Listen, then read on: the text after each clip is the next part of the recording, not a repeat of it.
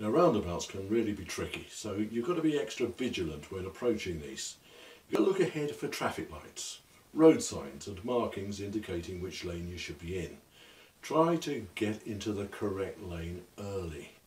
Use your mirrors and signal appropriately, noting that the lane and the signal you use will vary according to which exit you're taking. Now take note of other vehicles around you, slowing down to match their speed and position on the road. Now priority should always be given to vehicles approaching from the right, unless signs or road markings say otherwise. Check that the traffic in front of you has moved off the roundabout, and you've got to be aware of pedestrians, cyclists, motorcyclists and larger vehicles. Now with mini roundabouts, the space to turn and the time to signal is reduced.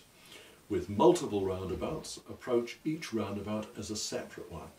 So for more driving lesson tips, download my training guide from the link on screen and the one below. Good luck and thank you.